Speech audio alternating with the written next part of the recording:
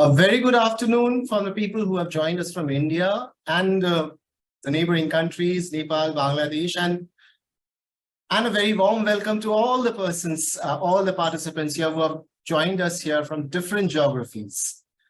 Welcome to this online course launch of the Leadership Development for Citywide Inclusive Sanitation.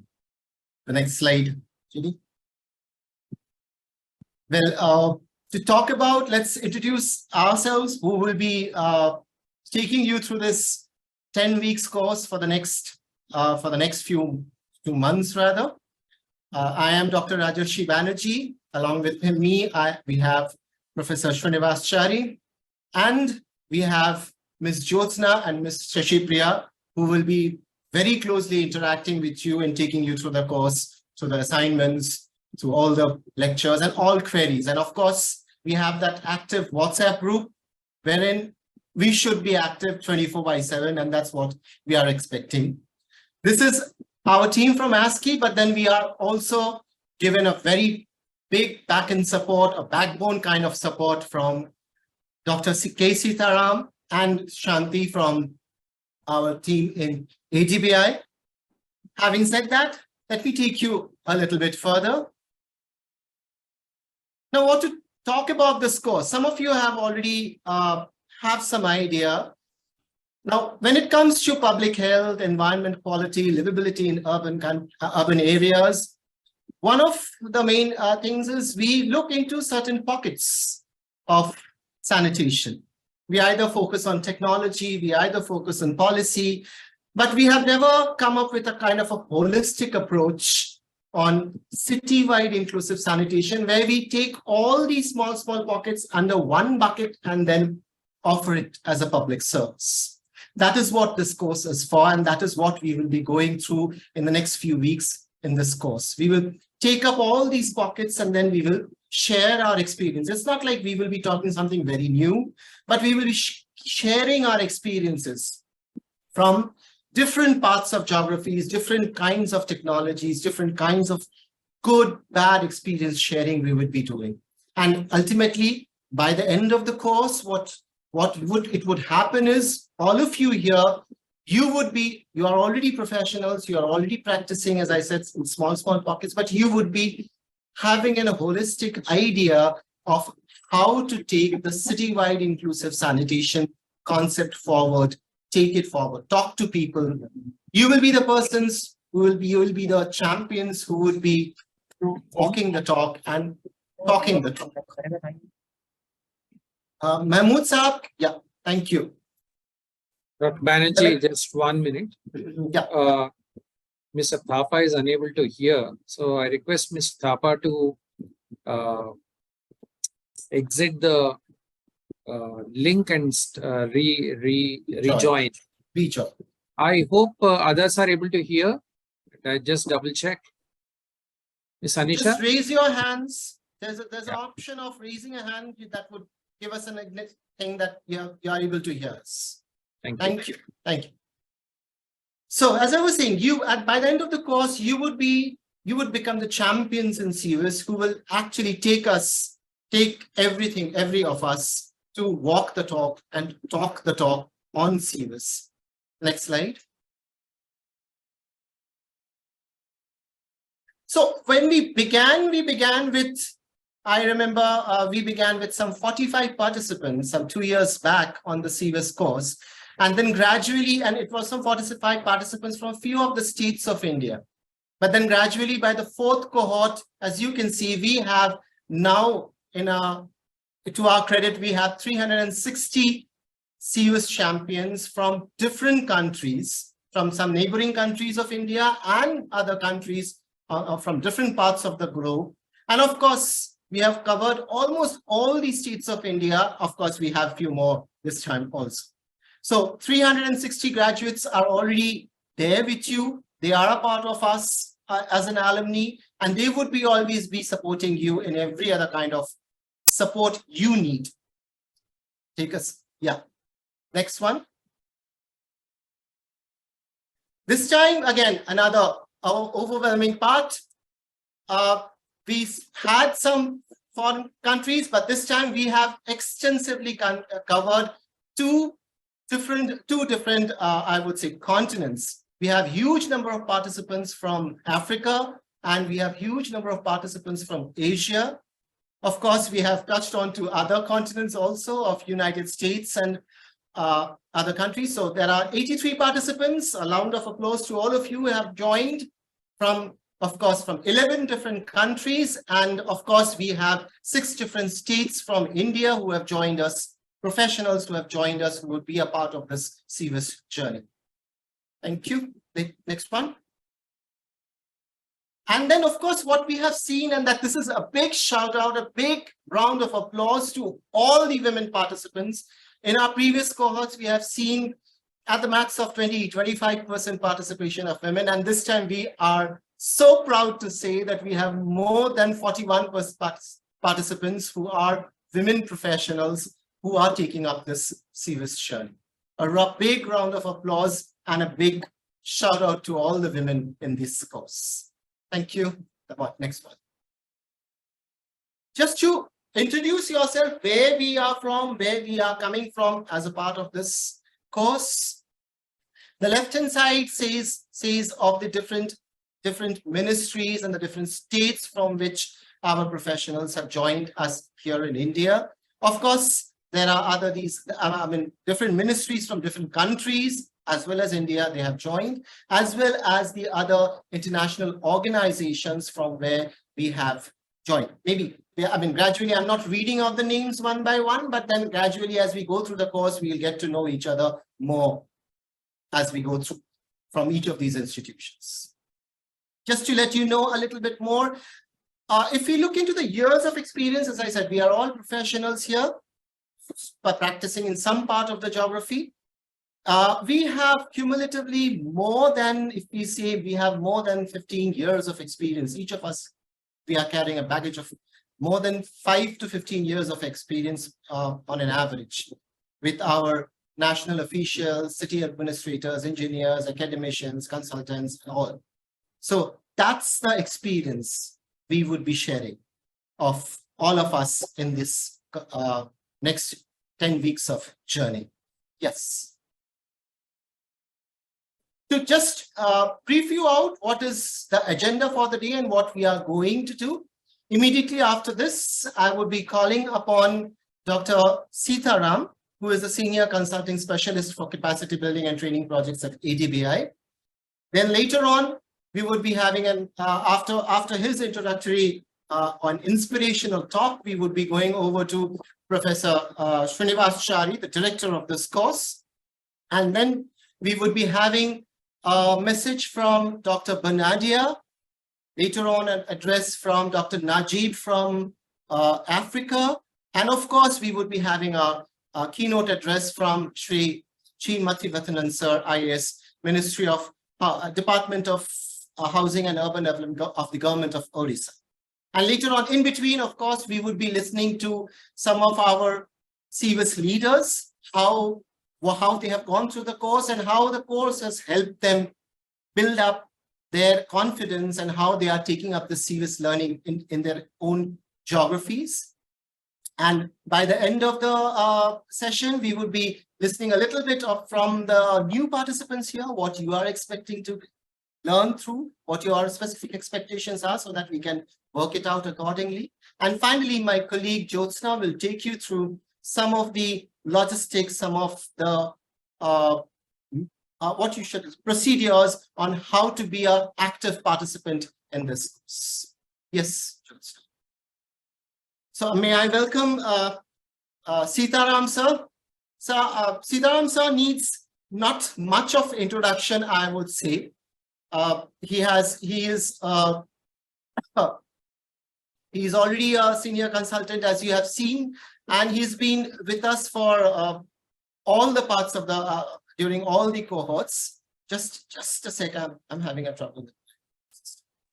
Over to you, Sitaram sir. Most of the people here are already know you, so I would just not put up any formal introduction to you, but I would ask you to take it over. Thank you. Grateful to you, And greetings from Tokyo. I hope you can hear me as well as see my screen. Absolutely, sir. Perfect. Okay. First of all, congratulations to the team ASCII. All the members were introduced already, so I'm not naming individually. This is really the 5th cohort.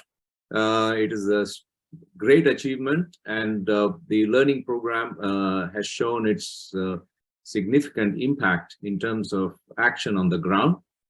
I'm repeating myself, but because this is a next cohort, so I'm going to say the same things that I have shared, but with some updates. The motivation for this course goes back to almost a decade ago, when we were at the midpoint of, at that time, the Millennium Development Goals, where sanitation was not even in the list of the Millennium Development Goals. This I'm talking in 2006. At that time, I asked myself, can we have a new word to really motivate people to accelerate sanitation? Now, during the 5th cohort, we are exactly at that similar midpoint for the Sustainable Development Goals, which is with the 2030 as a target. So it's very nice to once again look at the same thinking, and I would like to share the motivation for this. This chart may be very familiar to you. That is, why are governments struggling to provide safe sanitation? The Bill and Melinda Gates Foundation, who is also a sponsor and motivation for this program, they have been tracking every year how we progress in terms of sanitation.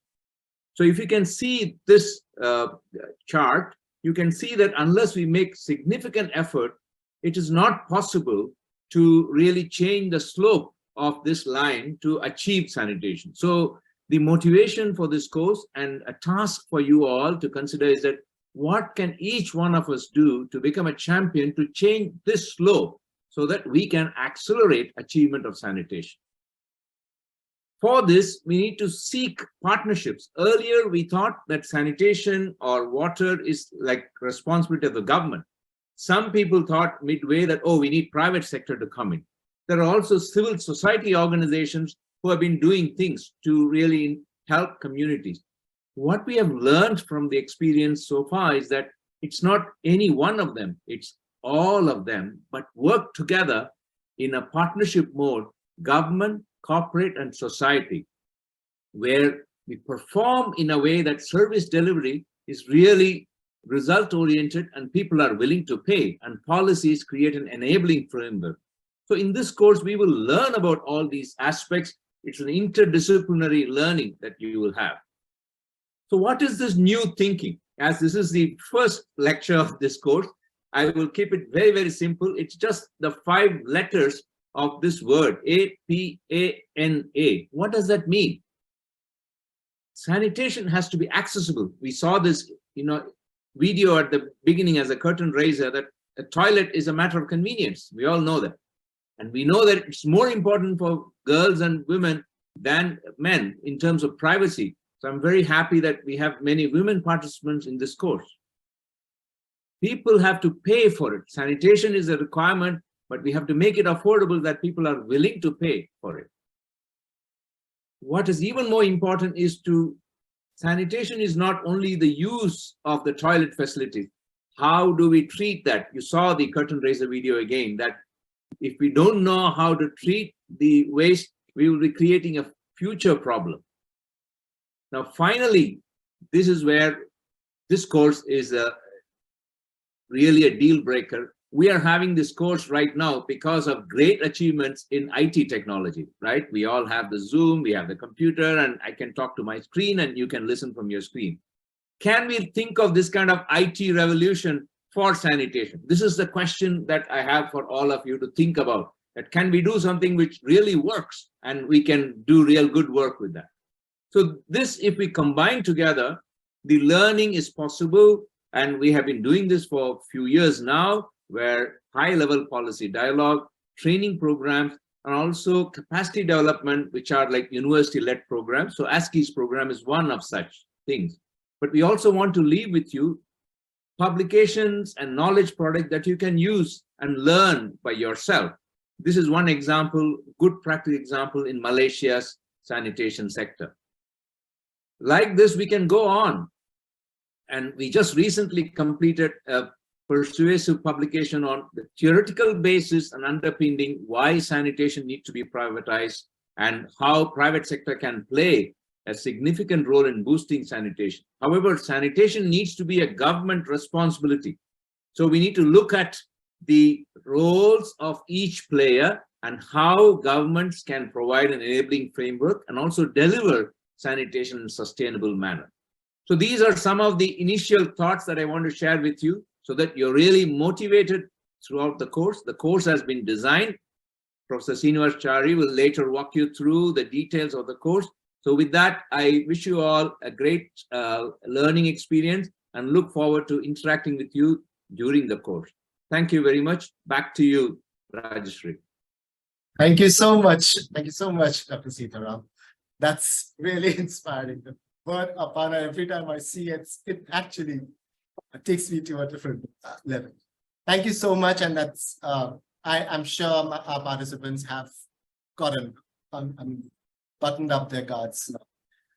I must welcome, I would welcome Professor Srinivas Chari, who is the Center Director at Center for Urban Governance and Urban Development here. Infrastructure Development here in Administrative Staff College of India, with a plethora of knowledge, experience, and the way he puts it up in the most simplest form, for most complicated things to the most simplest form, is what takes his talks to a different level. Without wasting much of time, I would welcome Professor Srinivas Chari. It's over to you, sir. Thank you, Dr. Banerjee. Yeah, it's a pleasure to start the fifth cohort of this program, fifth batch of the program on citywide inclusive sanitation. At the outset, I would like to thank Dr. Sitaram Hashimoto-san, who has kindly joined this inaugural session. My brother, Dr. Najib, is here. I saw him. And Mr. Shamim from UCLG, Mr. Vivek from Bill and Melinda Gates Foundation, and lot of friends from Bangladesh, where I spend quite a bit of time these days. Such a pleasure to see all of you, and also friends from Nepal and other geographies. So my name is Srinivas Chari, and you would be seeing me for the next 10 weeks or so, engaging with all of you on a week-to-week basis as a co-director of this program. And we will be bringing a very practical understanding and insight from the ground on citywide inclusive sanitation. Now, when I say practical, what we mean is, as we speak, we are currently implementing this approach of sanitation improvement in multiple geographies in India. We work closely with Andhra Pradesh and Telangana, and we are going to work.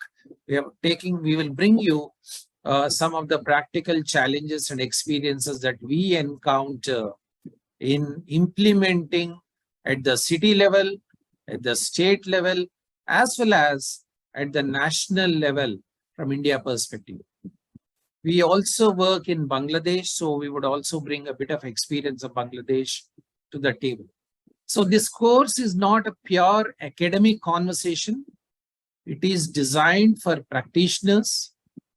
It will be viewed from a practitioner's lens, but we would also bring a bit of academic rigor into our understanding. So with this opening remarks, I would start with a bit of ice-breaking poll. We are going to use a lot of online tools, which all of us are familiar with.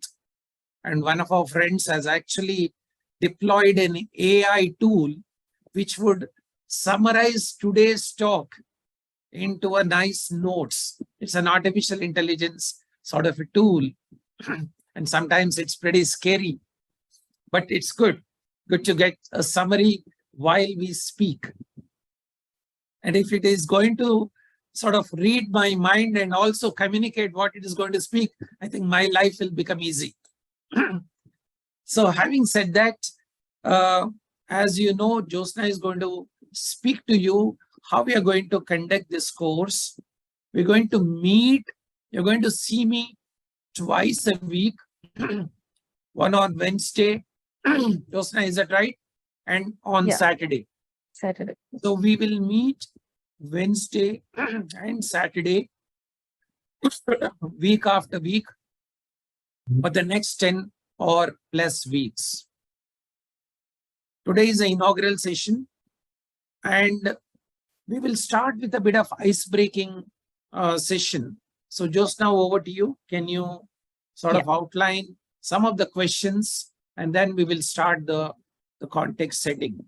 Over to you, Jyotsna. Sure. Yeah, I'm starting with the first poll. So in front of you, if you can see, I hope all of you can see the screen. The question is, is sanitation, which includes not just provision of toilet, but safe containment, desludging, conveyance, transportation, disposal of human waste, a public service and a municipal function, or is it a private responsibility?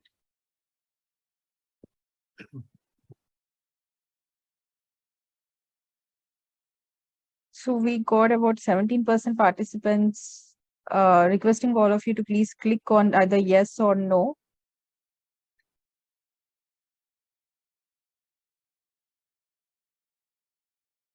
Yeah, I'm ending this poll now. Share. So 75% of them have told it's a municipal function. So most of you feel that sanitation is a public service.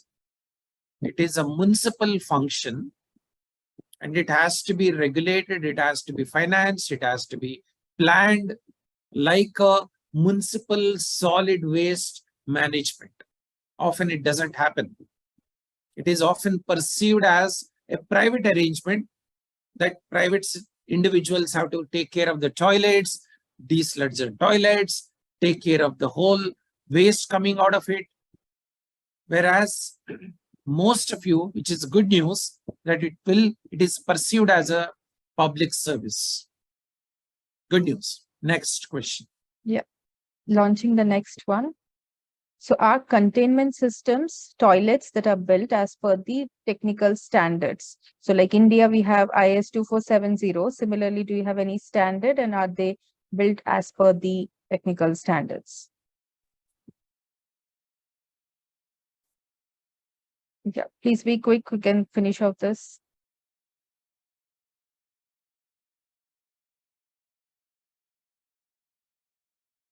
Okay, we got about 70%. I'm showing the results.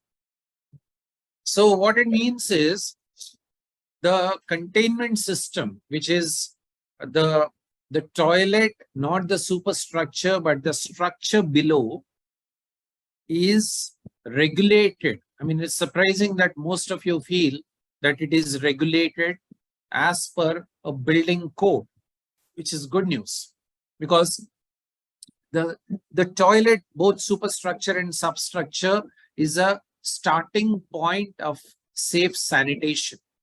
And often in many regions, many countries, many cities, they are left to the citizens and to the masons who build the toilets at an individual level. But some of you are feeling that, or most of you are feeling that it is regulated in your cities and towns, which is good news. If it is not so, we need to start planning for it. We will discuss all these issues as we progress, but this is just a warm-up session to understand the technology and also to understand our common interest and common appreciation. Third question. Yeah, before posting the third question, I'd like to show a video to you all. Can you see the video? Yes, you can.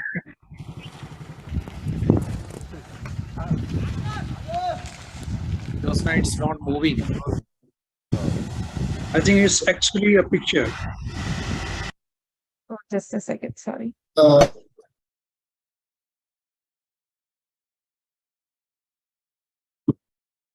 Okay, let's go to the other question. Meanwhile, I'll figure this out.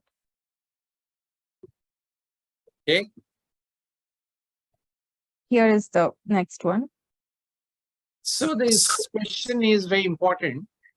Does your municipal act have legal provisions for safe sanitation management, which includes clear functions defined to a municipality, good regulations in place, human resources are deployed, funds are deployed, and the monitoring is, the performance is monitored. I draw a comparison like municipal solid waste management. Is human waste management also governed by the Municipal Act or not yet? Yes or no? When we touch 60, we will declare the results. Yeah. So posting So- the result. So majority again, almost 50%, 53% of you feel that there are provisions in the Municipal Act which takes care of human waste management, and half of you almost feels that it is not so. So we need to really strengthen the regulatory framework, without which it cannot be progressed much. Next question. Try playing the video once again. Try it. Is it okay now? Yeah, it's moving. This is a truck which has desludged waste from septic tank. They don't know where to dump it. It's not regulated, and they are dumping in a water body. The question here is does this happen in your city, state? Well, answers are absolutely no. You may not know. Unfortunately, yes.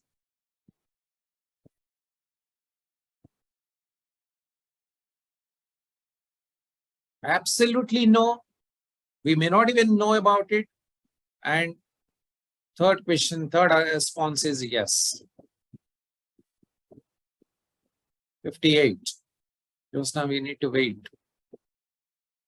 Some more responses. Don't feel shy. So we got 70% responses. So here are the answers. So about more 50% of you, or above 50% says it happens.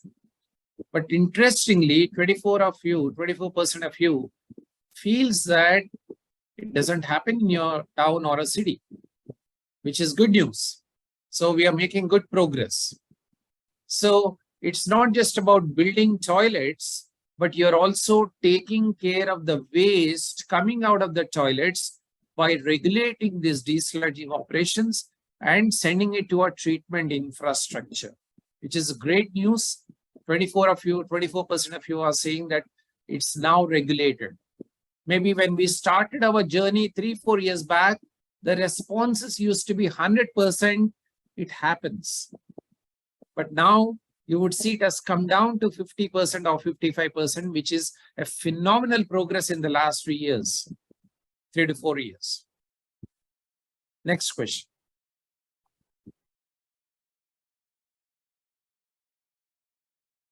Are you familiar with citywide inclusive sanitation approach? Yes or no?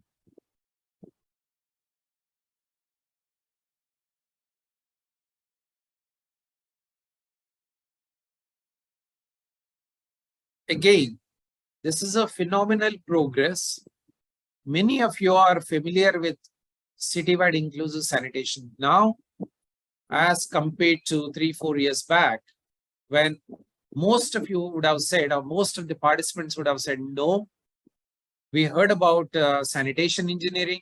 We heard about toilets.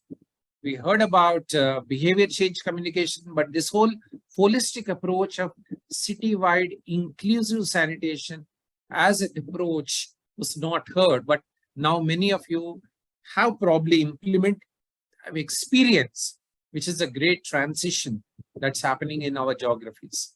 I think we are moving in the right direction. Now, as a part of this course, we would be really sharing experience of the cities who are implementing it, who are actually succeeding or failing, so that we can learn and then do the course correction in an accelerated way, as Dr. Sitaram said. Next.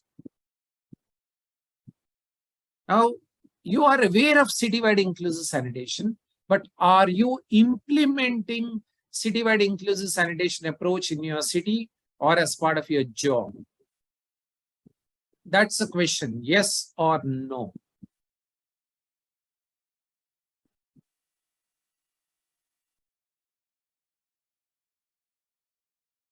Okay, so again, great news. Almost it's 50-50. Many of you are implementing citywide inclusive sanitation approach. You're not just looking at sewer systems. You're not looking at just on-site systems, but you're looking at a city-wide sanitation improvement in an inclusive manner. And 50% plus of you have said that you are already implementing, which is a great news. And we would love to hear your implementation experiences, your challenges, your successes with the rest of the group. So this is again great news. Jyotsna, anything else? So we have 2 more polls. Yeah, please go ahead. Please do it. Yeah. Right. So here is the poll. This is the most important question in the whole conversation so far we had. Which of the following have you done while attending an online meeting? Eating lunch, cooking, playing with kids or pets, all the above or none of the above? Eating lunch seems to be the most popular. Switch off the camera and eat lunch.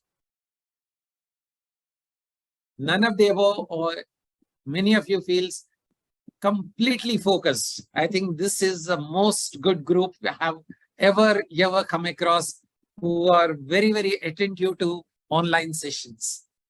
But we still insist you all to keep your videos on so that we'll have that human. Last question. Yeah, last one. How much time do you devote to general reading for personal development on an average? Read every day and a lot on Sundays. Read at least 5 days in a week. Read every alternate day. Do not get time to read. You're all practitioners. I know the challenges. You read files. You read policy documents at the most. But reading academic literature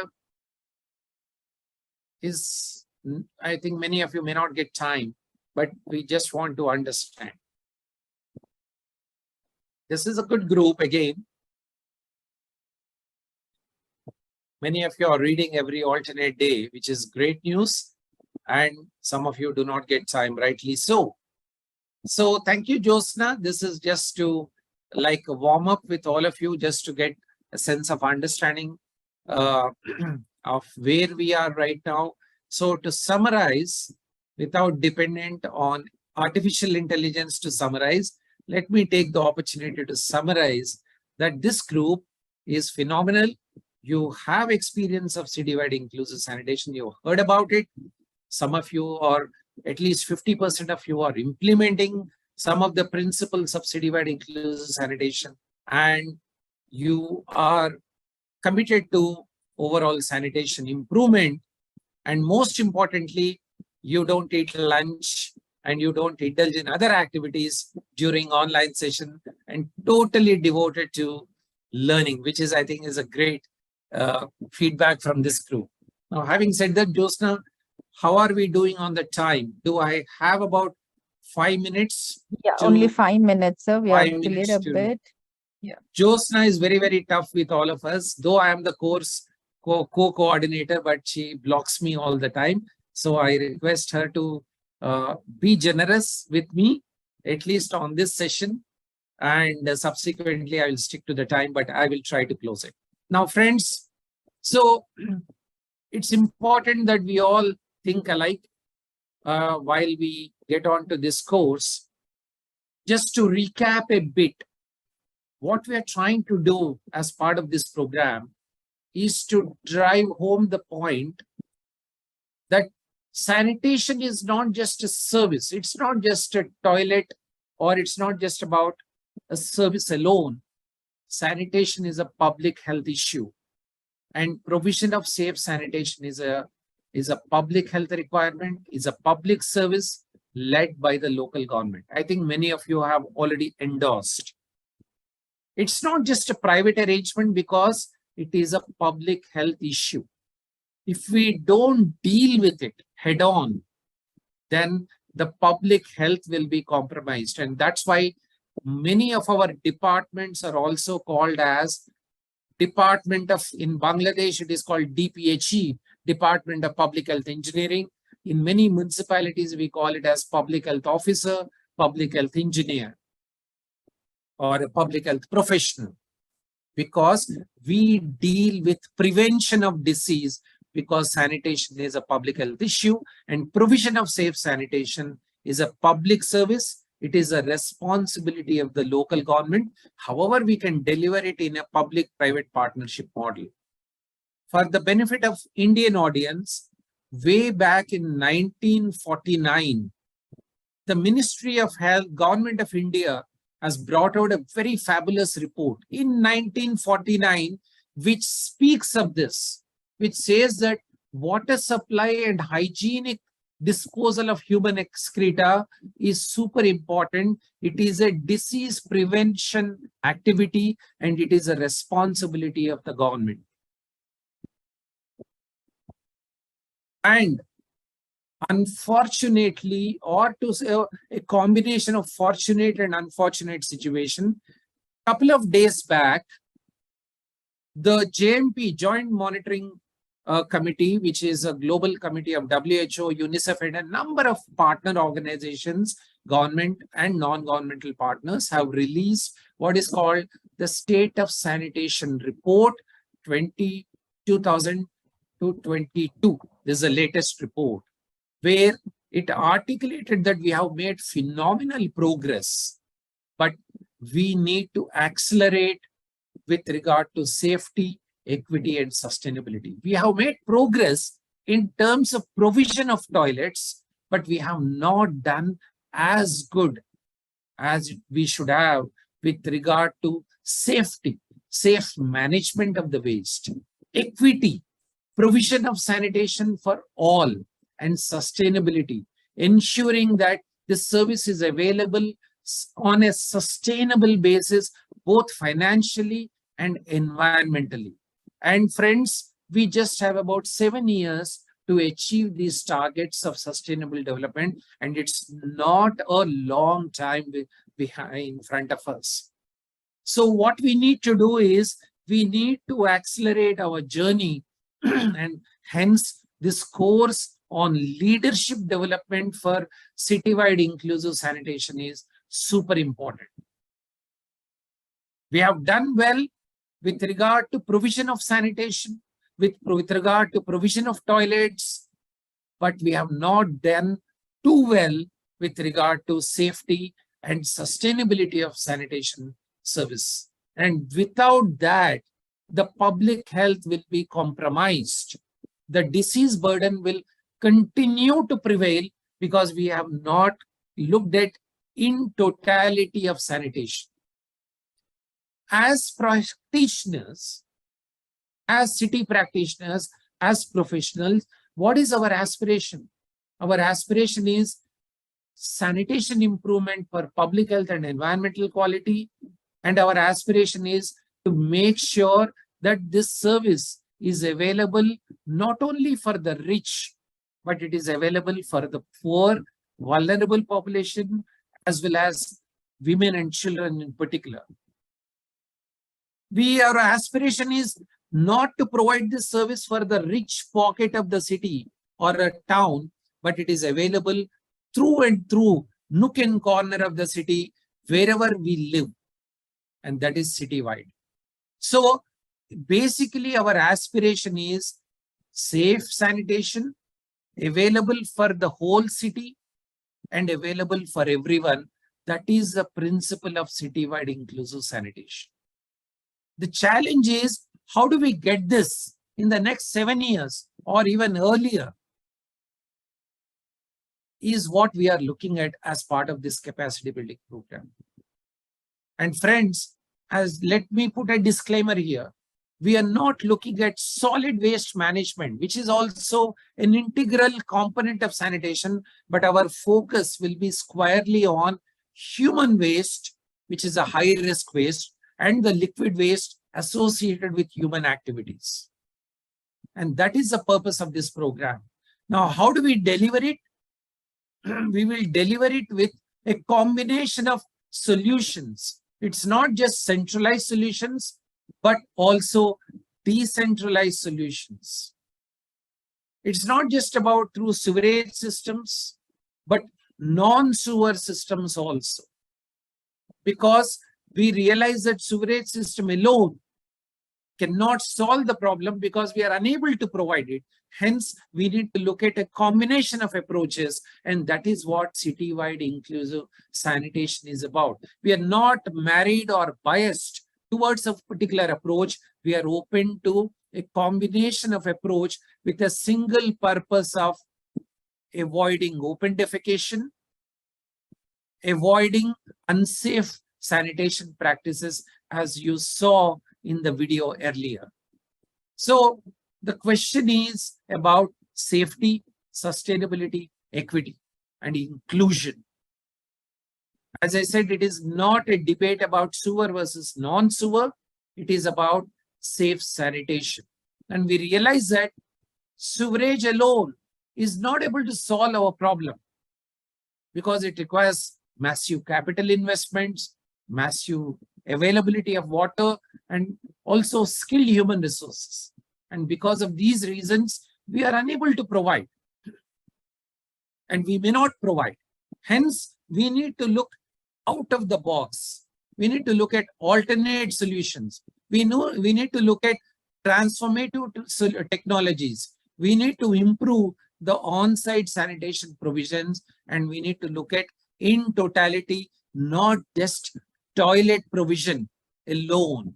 And that is what citywide inclusive sanitation is about. Let me also tell you, the on-site toilet system is also a treatment system. However, if it is designed well, it is a treatment system. If it is not designed well, it is a completely useless infrastructure. Hence, we need to, when we are speaking about citywide inclusive sanitation, we need to also look at regulation. And that's where Hashimoto-san and our friend Dr. Najib and all of them will speak about how this should be regulated well. How the regulation is not just about technology regulation, but also regulation from the way we handle the waste, how human interface is handled. This is a bad regulation. As you can see, there is a human contact because of which the human exposure is happening from health point of view, safety point of view, and also unsafe disposal practices.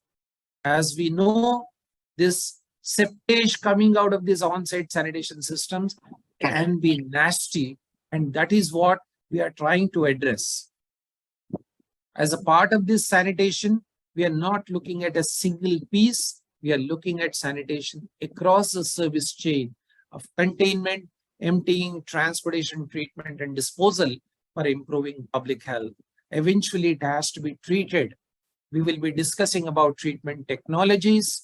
We'll be looking at various options, nature-based solutions, as well as solutions to reduce pathogen content in the human waste.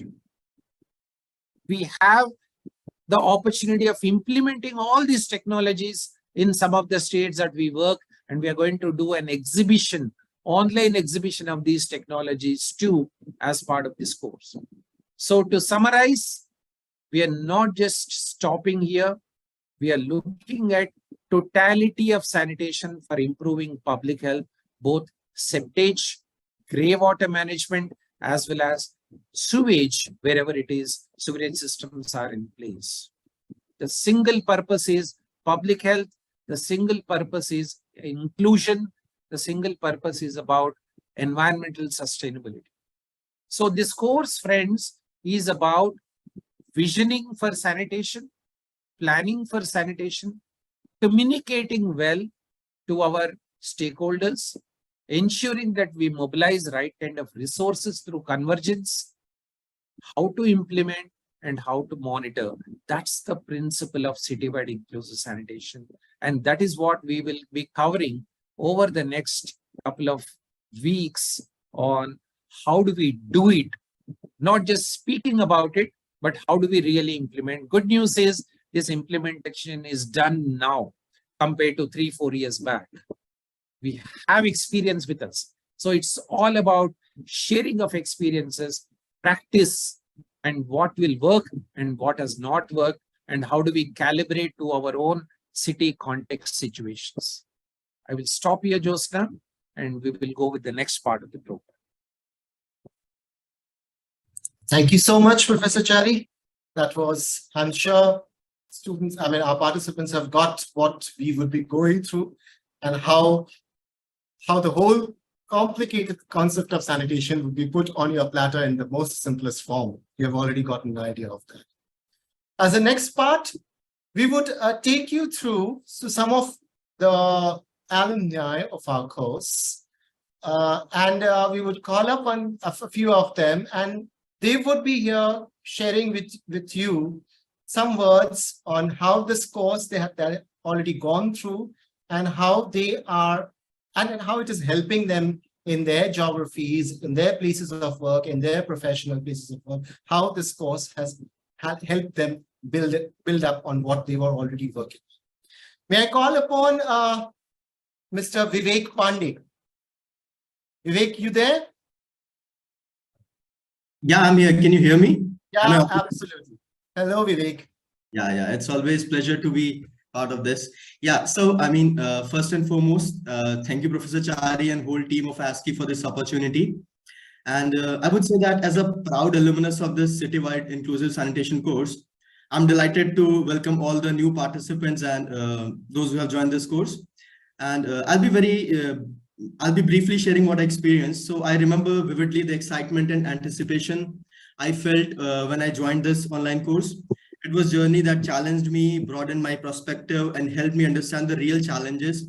And I'm confident that you all will also experience the same. And one of the greatest strengths of the CVS online course is the diverse and vibrant community it fosters and learning from the real case scenarios. And as Professor Chari already mentioned that this should not be considered as an academic course. So it comes up with a very practical situations and real life examples. Throughout the course, as I encountered, you all will also encounter a plethora of resources, case studies, practical examples that will deepen your understandings on inclusive sanitation practices. And the learning management LMS, I hope this time also, that was really useful. And the most important thing about this course is that it comes up with a 3-day long Sanitour, which is incredible. And I suggest none of you should miss that. And last but not the least, the team at ASCII has been fabulous, very easily accessible. Even though I have graduated last year, I keep on seeking their guidance very often, and they are very much supportive in that. Thank you so much, and I wish you all the best for this course. Thank you so much, Vivek. That was Mr. Vivek is from currently working at the Bill and Melinda Gates Foundation. So I think a bit of introduction he deserves. Oh, sorry, I missed out. Thank you, sir. Thank you. From Vivek, you are in Delhi, right? Right now you're in Delhi. So from Delhi, let's fly off to Kathmandu. We have Sudhaji, Ms. Sudha Shrestha. Are you there? I don't see her. Maybe we can go to the next one. Then I'll from there, check we will with fly you. off to Bangladesh. we'll fly off to Bangladesh, and I've seen Miss Tasneem. Yes, I Miss am Tasneem, here. you are there? Yes, Miss Tasneem. Yes, please. Please. First, I would Yours and then take over and share your Yes. experience.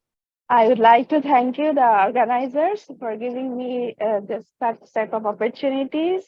Thank you again. And I'm Tasneem Tamanna, work as an executive engineer at Department of Public Health Engineering, and my department is a mandate organization for water supply, sanitation, and fecal sludge management for municipality and the rural areas. So this course is very important for me to learn about the SWICE. It's a new approach, and DPET already started this implementation of SWICE for different type of municipalities. So this course is very important. And from this course, yeah, I learned about the SWICE is for not focus on different specific technologies. It's a comprehensive approach. So it's depend on the different type of outcomes and system functions. And it's this course, as a civil engineer, maximum time we focused on technologies. But from this course, I learned this SWICE approach is a comprehensive approach, and it involves the engagement of different type of stakeholders and involvement of municipal leaders, political leaders. Their capacity building is very important. Awareness of service customers, the service provider also very important here.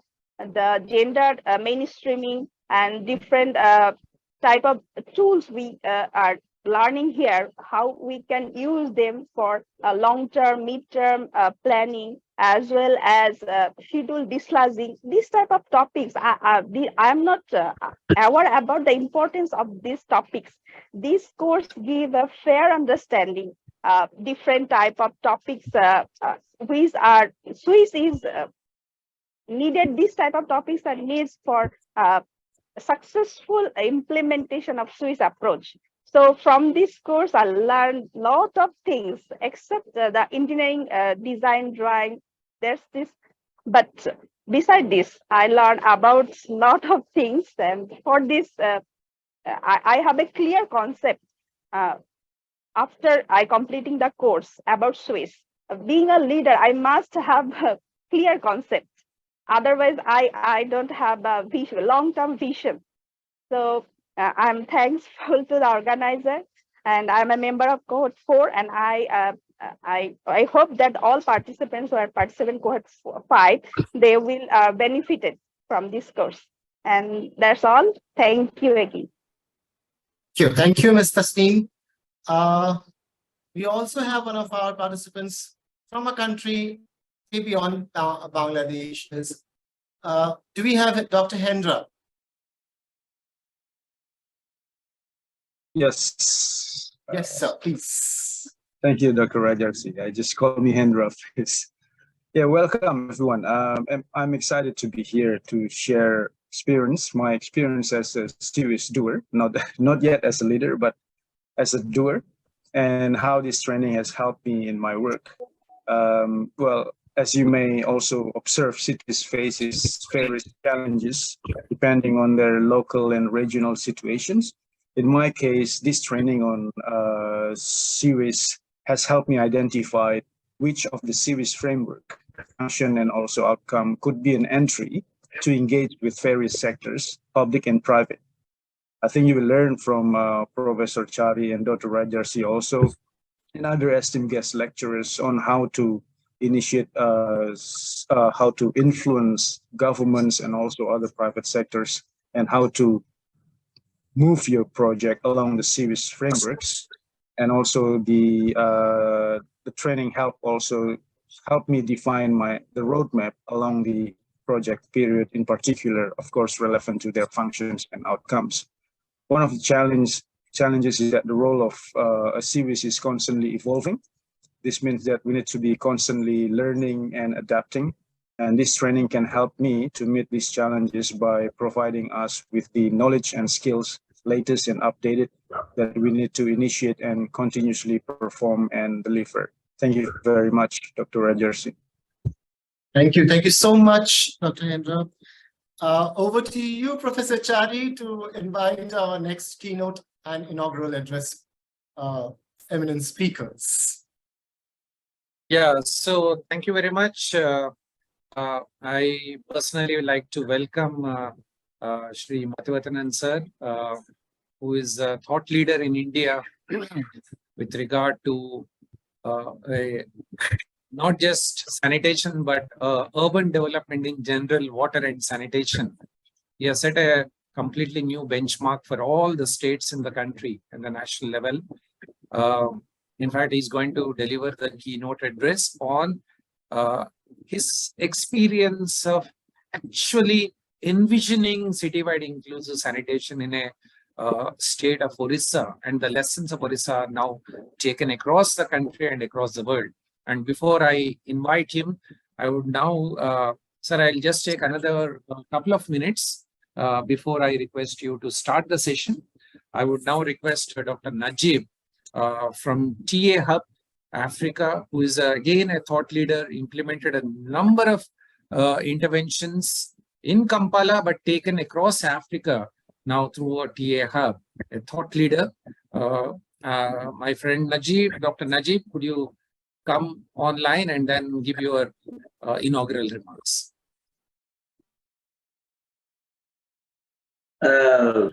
Thank you, Professor Jerry. I will just put on my video briefly, just to see. Good morning, good afternoon, wherever you are. I hope you can hear me loud and clear. Can you confirm if you can hear me? Yes. We can hear you. Yes, please go ahead.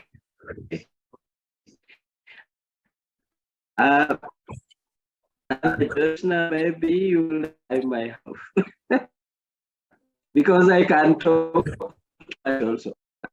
So and speak to our colleagues. Josna, can you hear him? Right. So it's breaking. So can you Initially it tell was him good. that to Yeah, switch yeah. off the video? I am. Yeah. Yes. You can't hear me?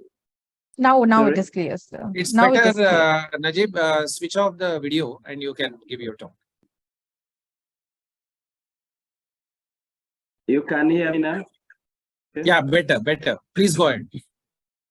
Okay, I was asking how much time I have, just to be sure. I have a few slides here, which I want to share. Yeah, go ahead. You can cover it in 5 to 7 minutes. Okay, thank you so much. So I am always happy to be here again. Thank you, Professor Sherry and colleagues. It's a great opportunity to see that eventually between Africa and Asia and across the world, we share our experiences here. What is interesting is we are facing more or less the same challenges. And like Professor Sherry mentioned, the new report on the state of urban sanitation has just, and you clearly see that whereas we've made significant progress, we still see a lot of challenges, especially in terms of addressing inclusivity and equity across the service, the service area jurisdictions that we for example, point out that most of our countries, our governments still stuck with the conventional engineering sanitation approaches. For example, advancing sewer systems, but you realize that, of course, we cannot move as fast as the urban population increase.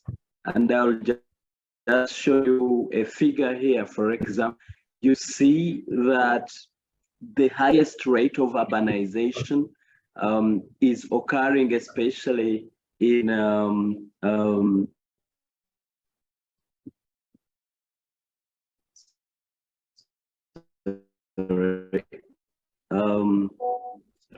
Sub-Saharan Africa and South Asia. And when you look at the data of sanitation services more critically, you'll also find that these are areas where we have a huge, the largest backlog in terms of coverage, in terms of service quality, in terms of impact of poor sanitation, in terms of public health, and also environmental pollution. And what this means is that a very huge of human population and growth in urban areas will require very special attention. And that's where the CWISE approach comes in. I will not go too much into, because of time, into what the CWISE approach is. I know in the next couple of weeks or days, you will be going through some of the principles and the framework, the outcomes, the functions, and some case studies on how CWISE, citywide inclusive sanitation can be delivered. The point I'm making here is the world is urbanizing so fast. We see this urbanization occurring more in our areas, Sub-Saharan Africa, South Asia. And we also note that most of this urbanization is transiting into mainly poor, unplanned settlements. So it is critical, very, very critical, more than ever, to make sure that sanitation is not just looked at a private toilet provision, but rather a public service that is integrated into the urban agenda.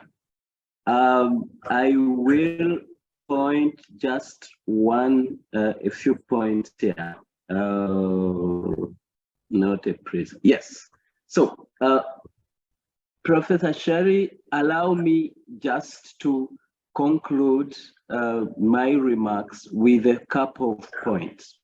One, from the work that we've done, we've noted that we need to prioritize strong political and governance advocacy, because if sanitation is to be brought on the agenda of public service delivery, like water supply, like electricity and other utilities, then there must be very strong political leadership and governance structures. And we commend the government of India, the Prime Minister. He has been an example to many of our leaders. There could be challenges here and there, but this is a very strong statement to all leaders across the world. The other point I have to mention is structuring sustainable service delivery. Sanitation service delivery requires very clear policy, regulatory, and institutional reforms. We've been doing this for years, mainly for water, but sanitation is a critical service across all SDGs. And this means that as we look at shifts in reforms of policy, regulations, and institutional structuring for other services, we use for sanitation. And of course, capacity build, which is this course is contributing to, will continue to help. And lastly,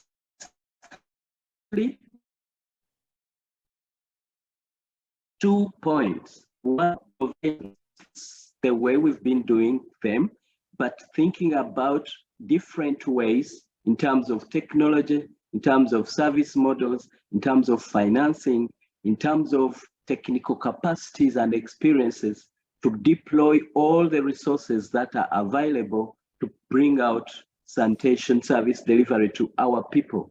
People will not wait for our good English or technologies. People need a service. Every time someone eats and drinks, this is where our work as sanitation actors begin. And if you look at that point of view, it means that every second, every minute, people are eating and drinking. So we have a duty to deal with the human waste. We have a duty to safeguard public health. We have a duty to safeguard environmental pollution through citywide inclusive sanitation service delivery. Professor Sherry, because of time, I want to end here, and I'm happy to continue engaging with you. I'm honored to always be invited, and all participants, thank you for joining, and let's join the big movement of transforming sanitation service delivery. I thank you so much. Thank you, Dr. Najib. I think your concluding note is very, very inspiring and also very relevant. I think what he said about the political will, strong administrative backing through policy, institutional reforms and capacity, I think these are super important. Now, my profound thanks to Dr. Najib, because he has done many of these things in Africa, and he's going to we're going to invite him to share his practical experience of how they are working on the ground. Now, what is important is what he spoke, actually, all the concluding points about starting from political will to building evidence, implementation, capacity building, all of this has actually been implemented in Orissa, the state where Shri Mathivanan sir is coming. He has built the political will and he has implemented it, and he is seeing the benefits of it. And we are very, very thankful to him once again for accepting this invitation to deliver the keynote address. I now request him to give his presentation. Over to you, sir. Thank you, sir. I may be permitted to share my screen. Yes. Thank you, Professor Chari and his team in ASCII for inviting me to be part of this wonderful program.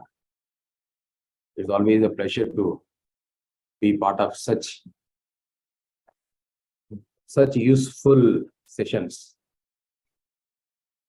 where the city change makers meet, deliberate, exchange learnings, gain insights, and go back to the field and make transformative changes in the life of the people.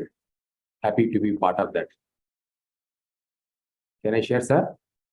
Yes, sir. It is open. You can share. Yes. Yes, sir.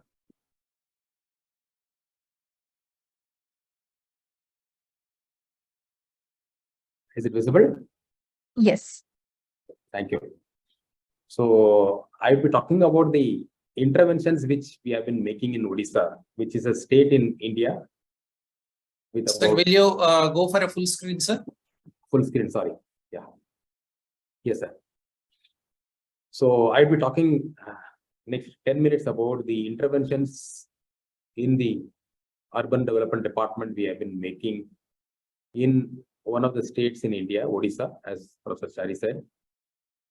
We have about 115 cities of varying sizes. So our approach has been to universalize these services, urban services, on saturation mode, leaving no one behind.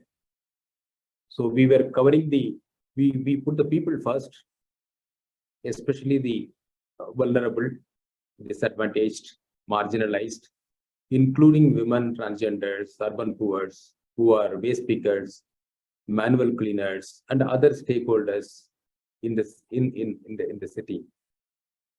When we talk about citywide sanitation, inclusive sanitation, we cannot talk of sanitation without including water. Water is the foundation on which we can achieve sanitation. So in including water, solid waste management, liquid waste management, stormwater management, drainage, all covering all those sectors and covering the entire city areas, leaving no area behind. That which means covering all the informal settlements, all the slum areas, urban poor settlements. So we focus on people, we focus on all the relevant sectors, we focus on the entire geography of the urban local body. So this slide will show you the interventions which we have been making from 2015-16 onwards for the past 7-8 years. And today, Professor Chari and others in the sector say that these are all citywide inclusive sanitation. When we started, we never thought that these are all citywide.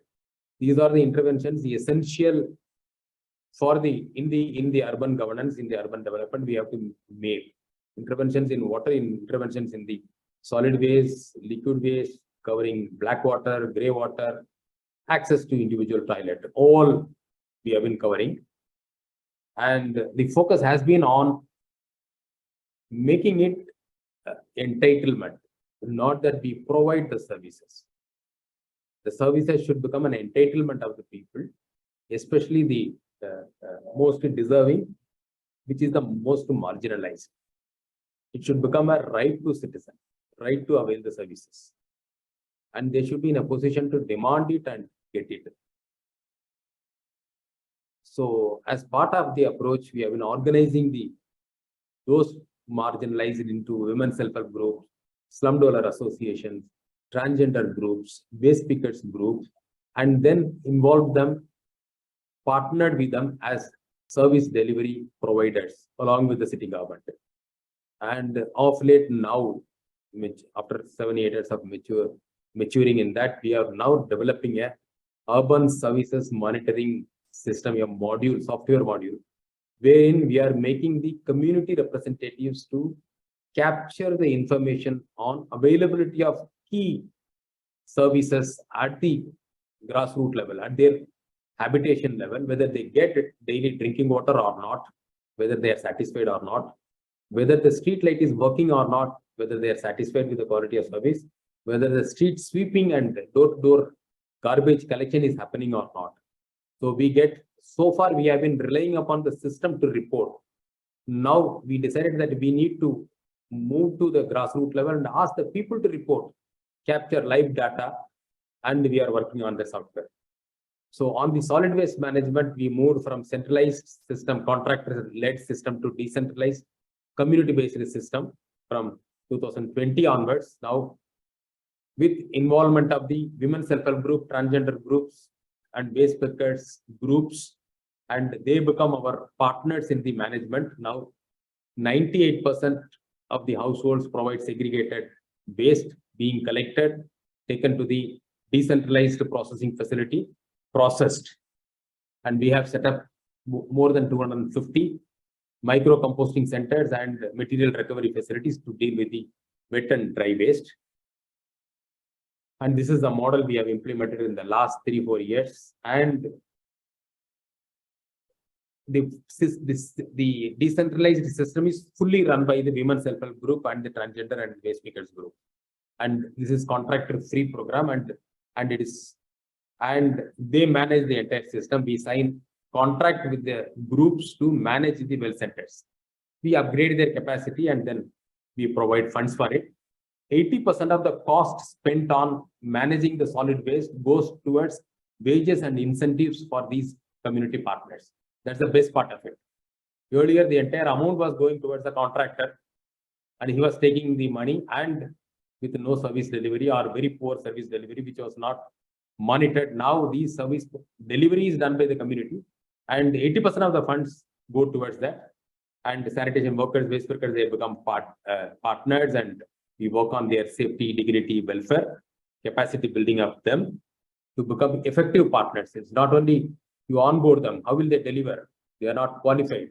So you have to upgrade their capacity to enable them to deliver the services. We also take care of the welfare. I said every community, every well center will have a lounge where they have the locker, they are provided with the uniform, they are provided with a bicycle.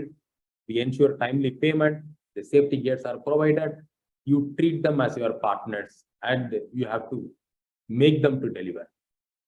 So moving on to the FSM fecal sludge management to deal with the black water. We have adopted the decentralized non-sewered DWAT system, nature-based, from 2018-19 onwards. Now it is all cities have the fecal sludge treatment plant, almost except 7-8 cities where it is under construction. All about 95% of the cities have functional fecal sludge treatment plants. And for your information, all these plants are either operated by women self-help groups from the marginalized sections of the society or transgender groups. 100% earmark reserved for them.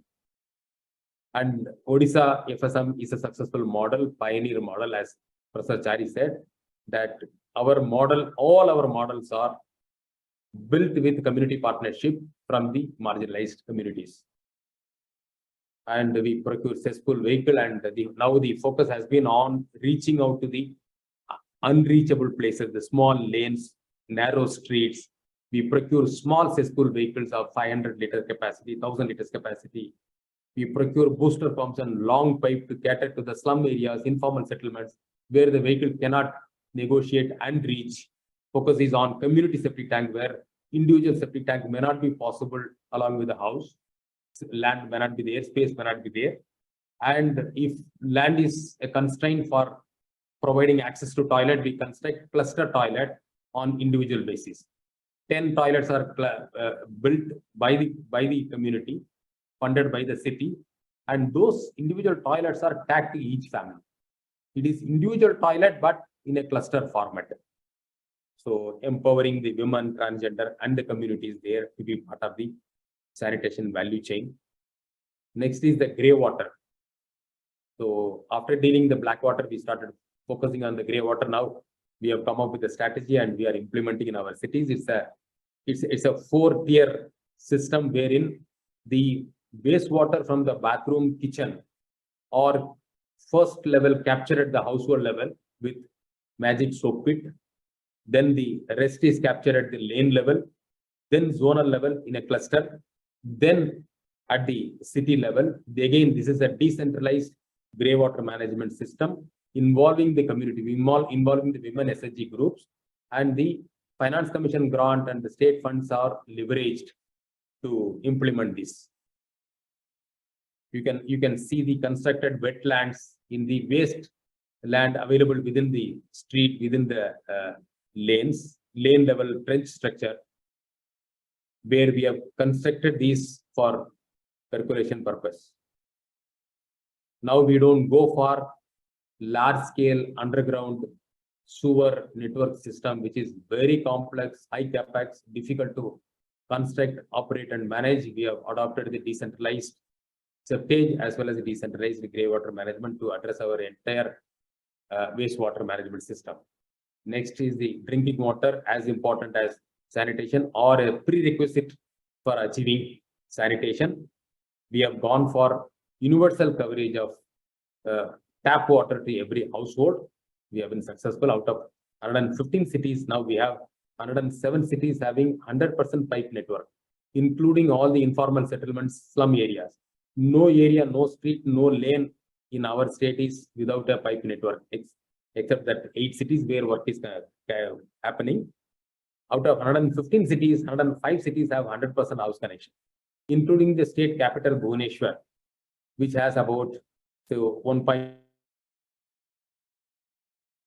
million population. 100% houses have a tap water house connection, that too metered house connections. You will not find a house in these 105 cities, whether they are in the slum or other areas, which does not have a household level tap connection. And we have also implemented a program called aspirational program called Drink from Tap, where we provide directly drinkable quality of drinking water at the household level, at the consumer tap, in 6 cities of the state.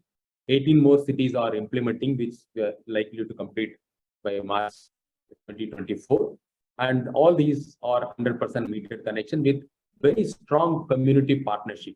We engage the women self-help group as our community partner to implement the water supply program. And above all, we also implement a program called the Jaga Mission, which in fact acts as a supplementary to our efforts to water and sanitation, which provides land rights in situ basis for the slum dwellers, informal settlements. And we also take up slum upgradation, providing infrastructure, amenities, and services, and upgrade them into livable habitat, and de-notify that place as a slum. So far we have been implementing this from 2018 onwards. In 5 years, we have, out of 2,919 slums, about 950 slums have been completely upgraded and delisted. Now they are livable habitats, no more slums. And if you take all slums into consideration, 98% of slum households have in-house tap water connection. 100% slum households have electricity house connection, and 87% of the slum households have household toilet. So, and we mobilize the slum dwellers into slum dwellers association, sign MOUs with them, and train them, groom them as leaders, so that they are able to take care of their water, sanitation, and those responsibilities themselves. It should not be giving; it should be it's a right for them. People should demand and get it. It's a matter of their entitlement. That has been our approach, and there is a very strong political will in the state which makes all these things possible. And all these things lead to sustainable development goal. You don't need to implement. If you implement all these interventions, that leads to sustainable cities. Thank you so much, Professor Chari sir. I am through. Thank you. Thank you very much, sir. I think it's absolutely an inspiring experience, which often we see in the books, but it got implemented in your state. Now, friends, we will take a few questions to Shri Mathivanan sir, because some of you may have, some of you, and some of you asked for the presentations. All the presentations will be shared with you week after week, so that you don't have to worry about this presentation. They'll be shared with you. Now, if you have any questions, please use the reaction button and raise your hand, and we can direct some of the questions to Shri Mathivanan. But before you do that, let me just kickstart with one or two questions for the benefit of all. Orissa, sir, has been a phenomenal journey in terms of a comprehensive approach. But many of our participants, they work in different geographies at different levels, and taking a comprehensive approach sometimes require a very strong high-level political will and administrative leadership.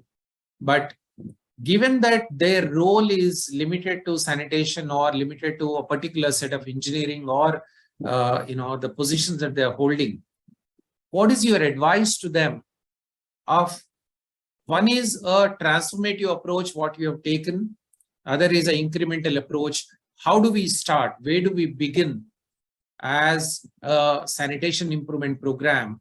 Can we start small and then gradually build advocacy around it and then gradually ramp up the agenda? So what is your advice? Where do we start? Sir, in my opinion, advocacy and practice are important. First of all, we need to believe that it is possible. It is possible, and there are places who have successfully done it in a very short span of time. It is doable. If we believe that it is doable, then we can make the political executives realize that it is doable. Many a times, political executives, political leaders may not be able to visualize this, may not think that this is possible. You can't find a politician who does not want to give tap water supply at the home. Because these are all all these things have very strong political connect. Any democratically elected government, any politician who wants vote will be keen to do all these things, because these things bring about a transformation in the people's lives. So it is up to us. How do we make that? How do we tap the political will? Political will is always there. It's only that we are not able to tap it. We are not able to leverage it. So we need, our commitment is very important. We have to commit ourselves to the cause, to the purpose, then we need to build our team, as all of you are Sure. policy makers or implemented city managers. So we need to build our team. If you can build a team and then work towards it, then politicians will trust us. But the politician also has to develop trust on us. We need to build credibility that we will be able to deliver it. Politician cannot be very afraid of promising something which he will not be able to deliver. And second thing is that these are all, we don't see water supply or anything as an engineering solution. These are all socio-engineering solution, more of social, less of engineering. That's our realization when we implemented drink from tap mission. That it's not an engineering problem. It's not a project. It's not a contract. It's a people's problem. It's a social problem. And we may use technology, we may use engineering, we may use projects to make it happen. But ultimately, we need to work with the community. We need to work with the people. Then only it can be successful, whether it is sanitation or water supply. So the key message, friends, from Sri Mathivatanan is that there is a intrinsic political will for improving water and sanitation. We need to have the intent and the capacity to deliver and meet that intent. Political will is there. I think it is also about our resolve to deliver and convince the politician, and that is the key message that he is saying. Sir, in absence of some more hands, I would like to ask one more question to you. You have, in your presentation, you have deliberately chosen a path of a conventional engineer in this group would always look at a sewer solution as the only means to improve sanitation. But in your presentation, you have clearly said that you went for a decentralized non-sewer approach for dealing with the sanitation problem and gradually built a grey water management layered it with grey water management over a period of time.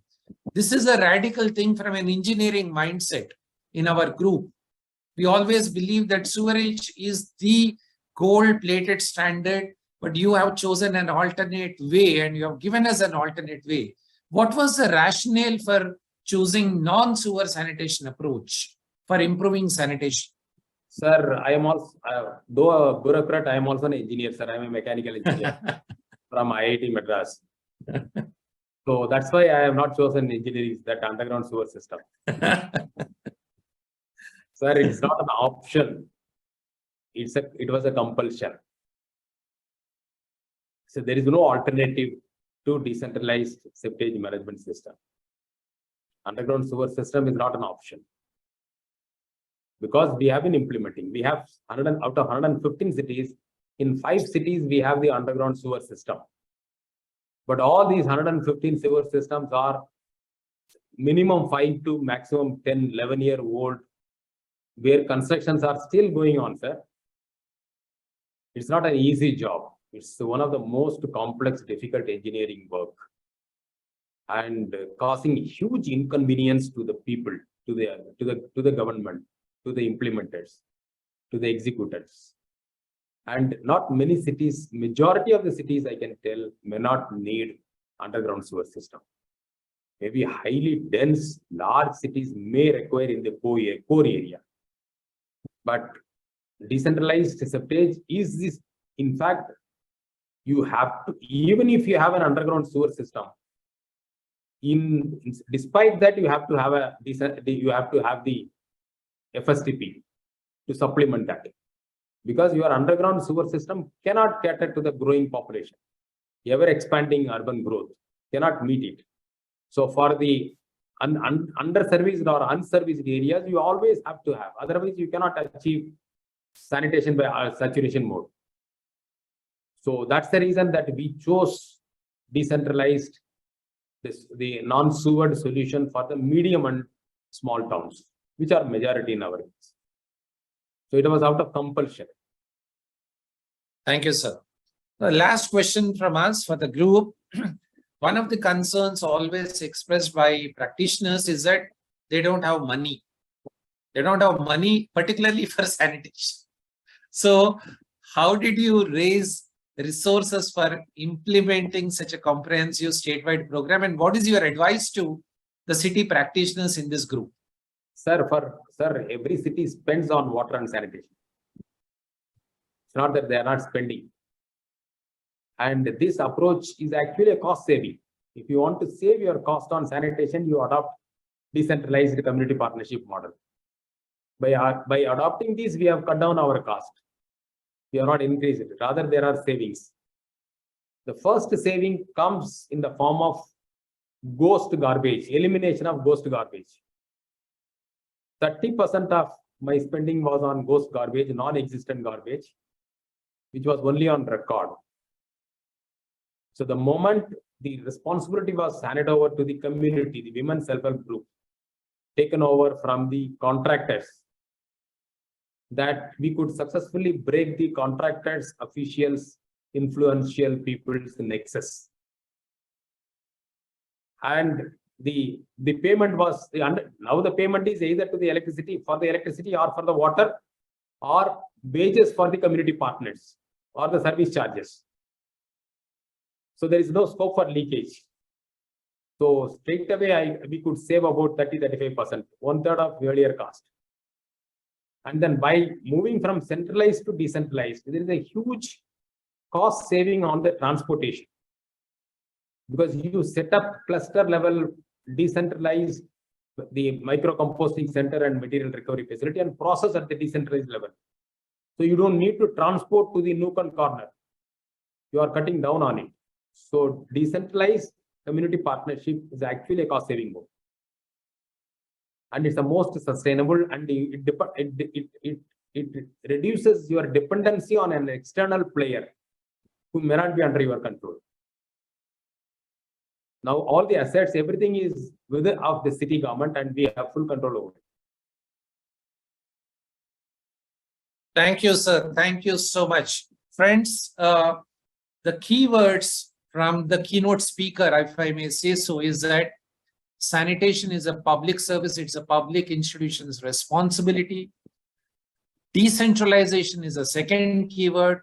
And third is a community participation, engaging communities, not as a beneficiaries, but as a stakeholders and shareholders in this whole sanitation service delivery model, is actually the genesis of success of Orissa model, which has actually gained global prominence and won a number of awards and recognitions. There'll be series of other sessions as part of Orissa experience as we progress into the course. But this keynote speaker, keynote talk has given us an idea in terms of how do we start thinking about sanitation service delivery improvement in a very, very holistic way, as well as in a decentralized way, with community participation as the core principle.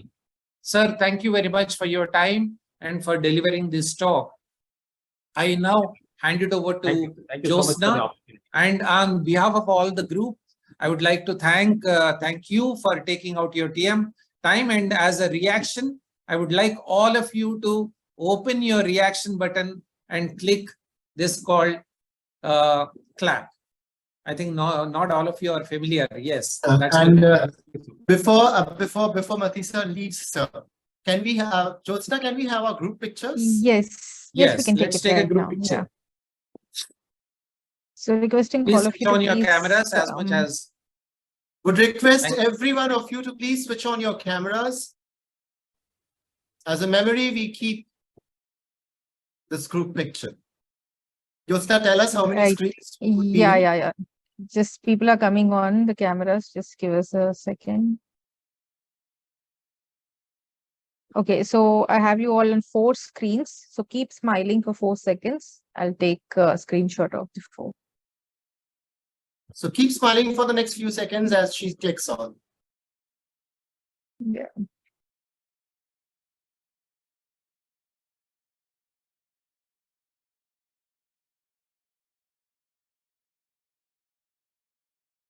First one. Yeah, we are done. Thank you. Thank you, sir. Thank you very much for your time. Thank you. I am signing So off. just now over to you. Yeah. So, So- Banerjee sir, would you like? Yes, we have again an inaugural message from Dr. Banadia from Jakarta. Please take it on. Dr. Bernardia could not join. She has sent a message. She is not well. So she has conveyed her appreciation and she has sent a video message. Over to you, Joseph. Dear Professor Srinivasachari, Administrative Staff College of India, Dr. Sitaram from ADBI. It has been a long time we haven't been communicating. Very nice to see that you are still active in this field. Dr. Najib Lukoya from TA Hub of Africa. Dear keynote speaker, Mr. Sri G. Mati Fatanan, IAS.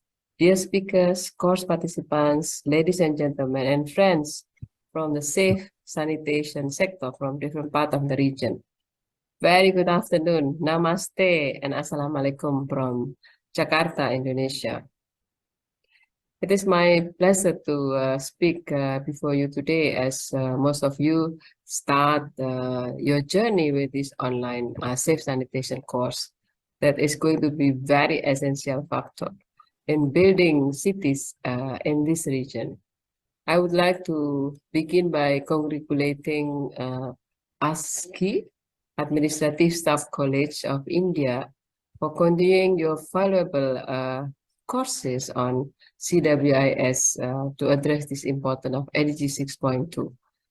ASCI has been our partner in conducting in-person Sani tour to at least 3 batches, 1 from Bangladesh and 2 from Nepal under the Municipalities Network Advocacy on Sanitation in South Asia, or MUNAS program that is carried out by United Cities and Local Governments Asia Pacific, UCLG ASPAC with funding support from BMGF. So the next batch from Nepal is being planned soon.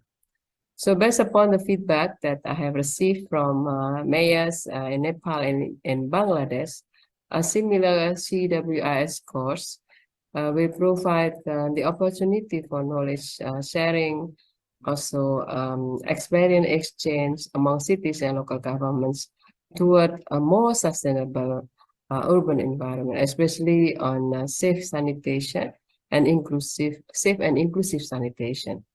So we strongly believe that joint regional initiatives will definitely boost the efforts of individual cities and local governments in achieving our common goal to attain the SDGs, especially SDG 6.2 on safe sanitation and water.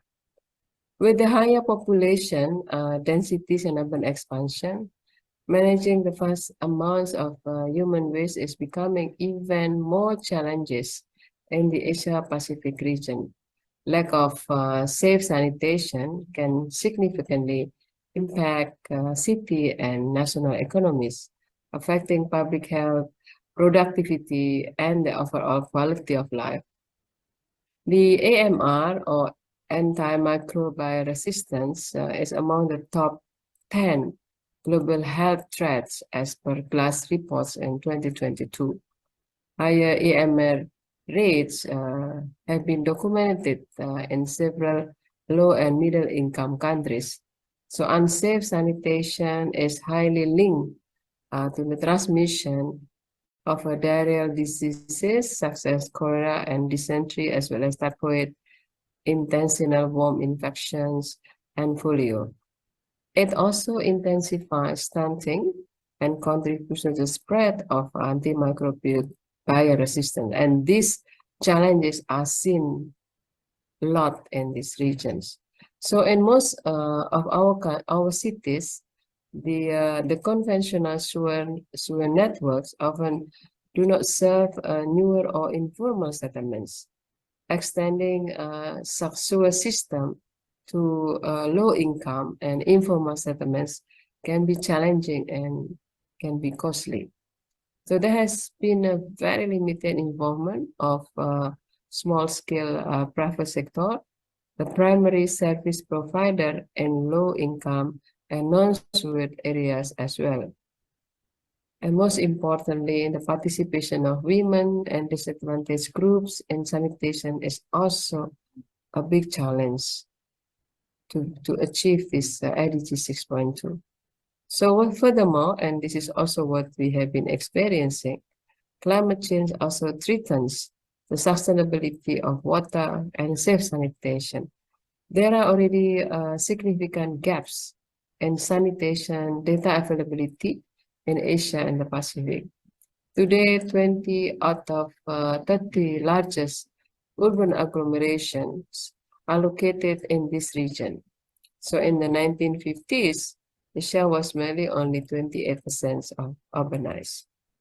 For most mayors in South Asia, safe sanitation is still something that is dirty, dangerous, and difficult, but still a necessity due to rising demands in the urbanized regions after reaching this uponification-free or ODF.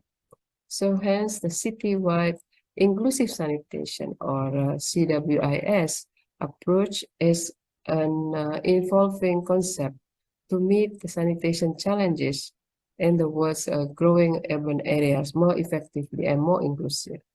So since 2017, with support of BMGF, UCLG ASPAC that has a secretariat based at City Hall in Jakarta, is supporting local governments associations under this Municipalities Networks Policy Advocacy on Sanitation in South Asia, or MUNAS.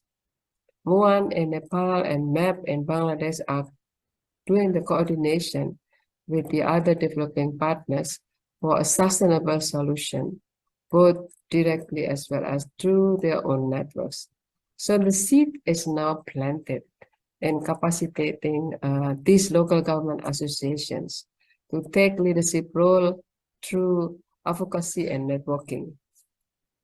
We now encourage all of you in your continuous effort to support them, as well as obtain your objectives in your safe sanitation efforts or safe sanitation actions.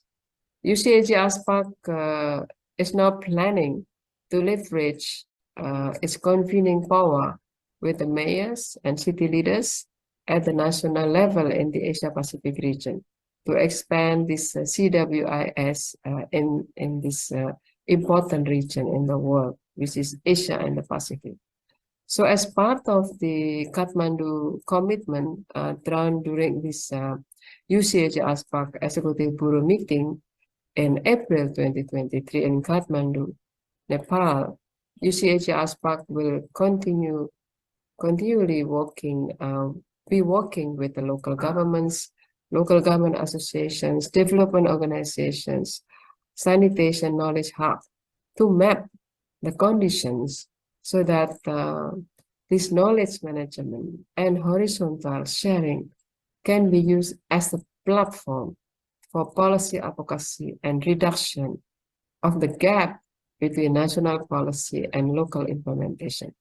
And I strongly believe ASCI, which is also part of the Kathmandu commitment, will be our key and strategic partners in this expansion and in our future collaboration. UCLG ASPAC engagement will be widened on the CWIS approach across the region. We are going to release very soon the Sanitation Award for the whole Asia and Pacific to be released later during the UCLG ASPAC Congress in China, in Yiwu, from 13 to 15 November. So if you know any good initiatives, let them give us the information and we'll be happy to get their nominations. I hope you all will enjoy and have fruitful learnings from this course. I welcome all of you to this safe sanitation initiatives wherever you are located. So thank you very much. Stay safe and stay healthy. Bye-bye. Thank you.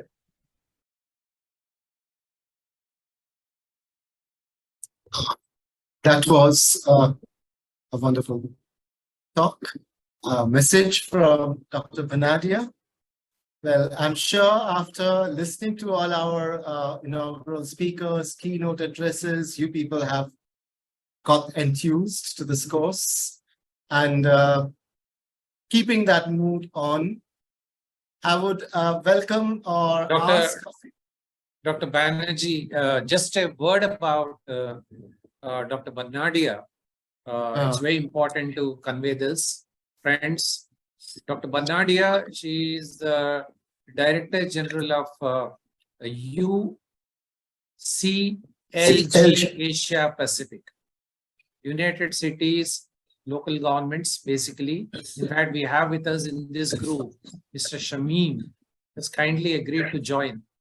Now, the best part about this partnership is, friends, if we need experience, global experiences with regard to water and sanitation, you want to know the good practices, you want to understand what other countries are doing, what Indonesia is doing, what Malaysia is doing with regard to safe sanitation, how it is implemented in some of the promising cities in countries in the Pacific.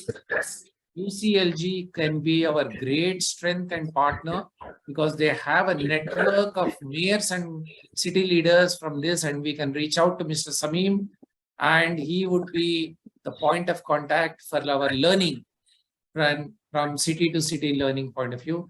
So thank you, Mr. Shamim, for organizing this talk from Dr. Badnadia. Please convey our deep appreciation and regards to her on this occasion. Thank you very much. So, Dr. Ashri, over to you. As an expert, we would want some of our current participants to speak a few words on what they are expecting from the course as they go through in the next 3 months. I would keep the platform open here. You can always raise your hand and then speak up. If not, we can call up a few names. Can I have Ms. Anisha? Yes, I'm here. Yeah. Just a few words. Sure. Where are you from, and then what your expectations in a few words? Okay, sure. Hi, everyone. My name is Anisha. I'm from the United States. On behalf of Basic Shit organization based in Delhi. I believe, Professor Chari, you're familiar with our organization. I'm really excited to be participating in this course. I expect to understand and be able to apply the principles of CWIS at the end of it. I'm excited to gain the skill set required for leadership roles in the sanitation sector and further solidify my understanding of urban sanitation challenges and potential solutions. Thank you. Thank you so much, Ms. Anisha. Yes, we have Ms. Angela raised her hand. Yes, Ms. Angela, can you open your mic and All right, thank you so much. Good morning from Zambia. My name is Angela Kapembwa, and I'm really so honored to be a part of this this program. My expectations after going through this is to really see like a more practical approach. I was part of the cohort that did their sanitation, Master of Science in Sanitation at IHE, and my research was very much in line with the tenets of CWISE and to establish the institution's capacities in Accra and Cote d'Ivoire on implementing CWISE. So I would want to really see also from where I'm coming from and also the context in Zambia, how best it can be practically implemented. So to really get out that practical element. Thank you so much. Sure. Yeah, sure. You would be getting a lot of insights from that point of view, from those quests of yours. Can we have Ms. Tazreen Habib? Tazreena Habib, sorry. Tazreena Habib. Yeah. Thank you so much. Yes. Hi, this is Tazreena from Bangladesh. I'm working at ITN Buet, which is a center for water supply and waste management under Bangladesh University of Engineering and Technology. So yeah, I'm very happy and excited to be a part of this program, and I hope this will would be a great opportunity for all of us to know more about the sanitation, about SUIS, and to know about the strategies, the principles, and other in-depth insight about this approach. So many of us are already working in this sector, but still there's a lot more to know. And I hope we'd be able to know about the best practices and other good stories from other parts of the country, which will be very helpful for us. And we will be able to apply those techniques, those innovative approaches in our country to solve the sanitation problems. So yes, I'll be looking forward to know more and to get more in-depth knowledge about this sector and to enhance myself. Thank you so much. Thank you so much, Ms. Tasrina Habib Ananda. I would We should call call upon some men Ms. also. Nikita Rai. Yeah, after her, I think we should call upon some men Yeah, also in Mr. the Frank. group. I'll call up Mr. Frank. Yes, namaste and good afternoon, everyone. I am Nikita Rai, and I'm currently working as an engineer under Department of Water Supply and Sewerage Management. So yeah, from this virtual course on CVs, I hope that I will be able to develop a comprehensive and deep understanding of CVs and how it could help us best address the burning sanitation issues. And I would also further like to know about the institutional arrangements and legal aspects as well, so that it could always create a better environment, and it would always allow a major market attraction for the private and public sector engagement as well. For a sustainable series. So yeah, I hope the learnings from this course would be accustomed and could be customized in the cases of Nepal as well. So yeah, that is what I'm expecting through this course. Thank you. Sure, Nikita. We would be able to give you all the questions you have. Yes, Mr. Frank, we didn't miss you out. As we said in the beginning, we are celebrating a lot of women participants in this cohort, almost 41%. So we took advantage of the women first, and then we are pulling you up. Yes, Mr. Frank, please go on. Okay, thank you, sir. Thank you, all of the participants and the tutors. I am Mr. Frank Eme Adjabu. I am from Burkina Faso, and I'm an engineer, a sanitation and environment engineer, working in the Ministry of Health and Public Hygiene, especially in the office, the field of health promotion, sanitation, and population education. So I'm very happy to be part of this session and also to be part of the course. I have been recommended by a friend who was also part of the cohort number 3, if I remember well. And I'm looking also forward to learn more about CWIS, because, for example, you know, Burkina Faso is a sub-Saharan country which is also facing many problems in sanitation, a lot of sanitation issues. What I noticed is because of a lack of collaboration and coordination between public sector, private and municipalities. So regarding what is told, I hope to learn more and to be able to solve many sanitation issues, especially for big towns like the capital Ouagadougou, which really lacks sanitation solutions. So thank you. Thank you so much, Mr. Frank. Thank you so much. Do we have any other people from this present cohort who want to speak? Yes, Mr. Adil. Okay, hi everyone. I hope I pronounced your name right. Yeah, You're yeah. Adil Jane, right? Yeah, you're absolutely right. Okay. My name is Adou Jane, and I'm from Côte d'Ivoire, a neighbor country of Burkina Faso, who speak earlier. And also, I'm a sociologist, and so from social science by training. And I'm here leading a project city-wise project, you can say, but not so familiar with the context. It is a project that we are implementing in the district of Kumasi. Kumasi, it is a district of the Abidjan area. So where we are inequalities in terms of access to sanitation. So the concept is new for us. It's also new for the practitioners, the politics and private sector, and also for the households. So my expectation from this course is to have deep insight from the approach and to help us to design our project here, because our project will cover the duration of our project here is 2 years.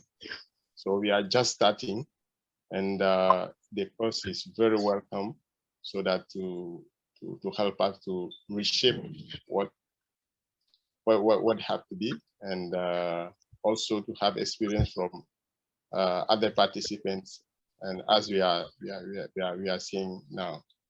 So thank you, and I would like to send the greeting from Cote d'Ivoire and say Akwaba, and yes, we are so happy to be in this course. Thank you. Thank you so much. Thank you so much. Yeah, over to you, Jyotsna, to take us through the program modules and how we go. Sure. Right. So thank you all for sharing your expectations. So we will try our level best to fit in all of your expectations and deliver the best of it. So I'll just quickly take you through the course structure, the modules, and all the proceedings that we'll be having for the next 10 weeks. So we have 13 modules to cover in the 10 weeks. So we'll start with the overview of urban sanitation and what is CIVIS, what are the principles of CIVIS, and then we will dwell in deep into the what is citywide inclusive sanitation. We'll be also sharing some of the best practices from across the globe. And then we'll touch upon the environmental standards, what standards are available, what IS standards and, disposal standards and all. And then we talk about the gender perspective in sanitation, the inclusive sanitation to achieve. Then we'll talk about frameworks and tools. We'll learn about the FSM toolbox, how to use the tools which are present in the toolbox. And then we'll focus in detail the sanitation value chain, starting from the containment system. And then we'll talk about emptying transport and then the treatment technologies. So we have diverse treatment technologies, natural, pyrolysis-based, mechanical, and all. We'll be discussing all of those through an e-exhibition. And after covering the sanitation value chain in detail, we'll also touch upon the used water management and the treatment technologies available for that. And then we will learn about the behavior change aspects, what is the art and science of having an effective behavior change. And then we'll have a workshop of innovations and sanitation entrepreneurship, which I'm sure you'll love that. We have received a fantastic response from the past 4 cohorts, where you'll be using a different tool called Episnode, and you'll be working in the groups. After that, we will learn about the monitoring aspects of CIVIS, how to monitor it, evaluate it, and also to learn. And then finally, we will learn about the financing mechanisms, the PPP models, different business models, and different models that are available. So we'll learn about the financing. And the last module will be about sustaining CIVIS, where we will learn about how to make a city sanitation plan, integrated city sanitation plan, and also covering about the climate resilient aspects. So these are the 13 modules which we'll be covering in the span of 10 weeks. And how we are going to do that is, firstly, we will have a 1.5-hour session every Wednesday and Saturday from 4 to 5:30 Indian Standard Time. So please block your calendars. We'll also share a calendar invite for you. So during the sessions, we'll have international and national experts joining us and sharing their experience and teaching us about their knowledge. And we also have LMS, which I'll be sharing subsequently. So LMS has all the material, reading material. So which we request you to spare at least 2 LMS hours. means learning management system. Learning management system. So which we request you to spare at least 2 hours per week to go through the material that is available, so that you are prepped before the contact session that we'll have, and we can have a conversation with the experts. And finally, we'll have the innovation workshop, which I spoke about earlier. We'll be using a PissNote tool, and we'll be working in the groups. So these are the 3 different pedagogy to which the course will be delivered. Coming to the assessments, we have On the just on the pedagogy, Yes. are you creating a WhatsApp group also, so Yes, that yes. there is a constant dialogue? Also, the Right. presentations can be shared also through WhatsApp group. Right. I'll come to that. So yeah, we already have a WhatsApp group in active, so people are already messaging in that. So information about the course, the contact sessions and the assessments, all of that will be shared in the WhatsApp group as well as through email. So learning assessments, firstly, you all will be assessed based on your participation in these contact sessions every Wednesday and Saturday. So please make sure that you make it to most of the sessions. Anyway, recording also will be uploaded in the learning management system and also will be shared with you. So it's now for email. this participation, contact session, record keeping. That's the reason we have been asking in the chat box to please change your mobile names into your names and your country of origin. That helps us keep the track of your attendance. We don't identify a Samsung or any other mobile brand as a person. We need the person's name. And of course, try to be with your camera on during the session. Yes, yeah, thank you for adding that. So yeah, that constitutes about 40% of your assessment, and then your presentation and participation in the innovation workshop, that is also included. And we have a couple of quiz in between. We'll take up 3 quiz in between, so that will also calculate to the learning assessment. And finally, all of you will be developing one action plan for your respective city or state. And the presentation and submission of that action plan would also incur 20% of the assessment. So this action plan, you'll be presenting it to the experts and taking their inputs and forward.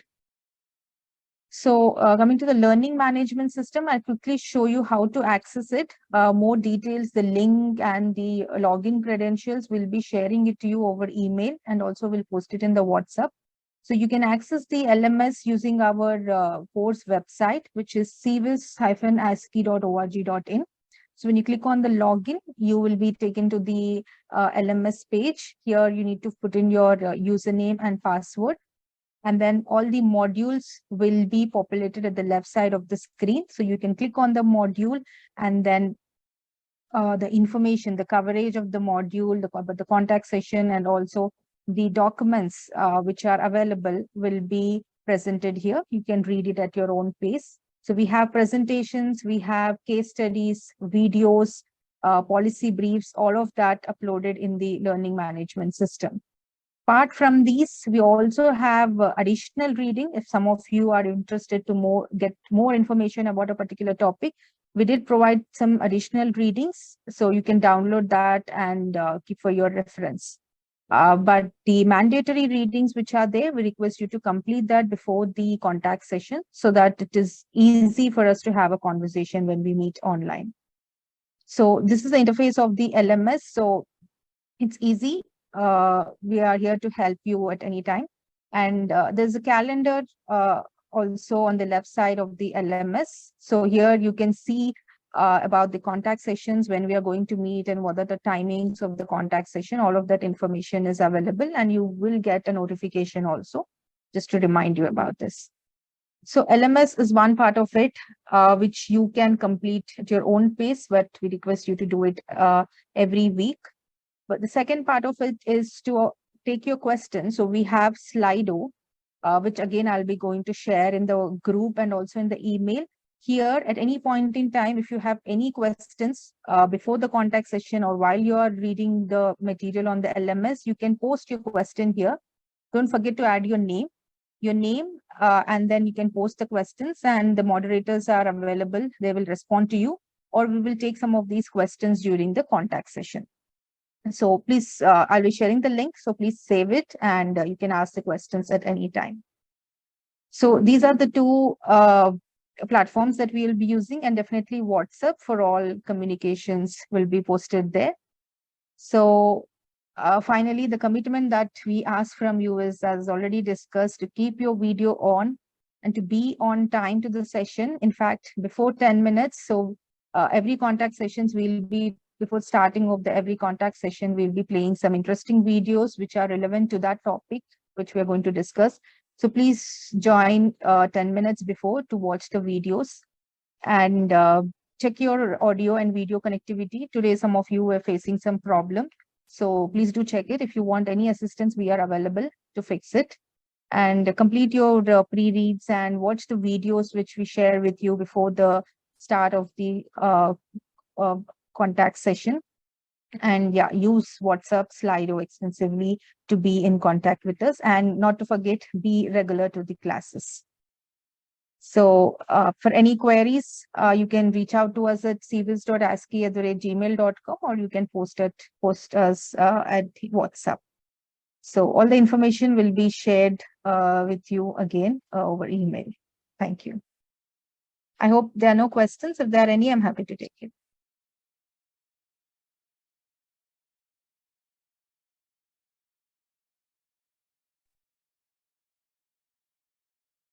I think it's clear to all. Yeah. They need to explore. Yeah. If not, let's close all this. Yeah. Yes. So friends, today being inaugural, it's a bit longish. I think it's a 2-hour slot. Generally, we have sessions for 1.5 hours. The next session is on 19th, which is the coming Wednesday. I know some of you are in different time zones, so you need to adjust a bit.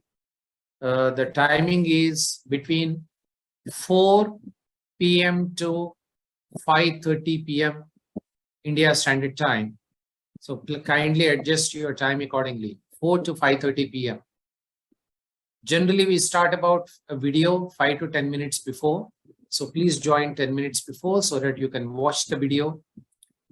The WhatsApp group and the LMS will be very active. Feel free. But most importantly, keep it enjoyable. Don't take it as a burden. Don't take it as, some usual, training program. Just spend 1.5 hours of quality time meeting some friends. So that's the way you start. And over a period of time, you would get incremental value and you would start enjoying it. I know it's not easy for practitioners. You have 100 other commitments, you have meetings, you have pressures, but I think this 1.5 hours time is for yourself, not for us, not for the governments, not for anyone. It is for yourself. So keep that 1.5 hours with you to meet all of us, also enhance your learning with regard to CVIS and sanitation and beyond, also leadership qualities. So thank you very much at this stage. I thank all of you for taking out your time on a weekend, and I thank Hashimoto-san and all the the alumni and other partners who have joined us.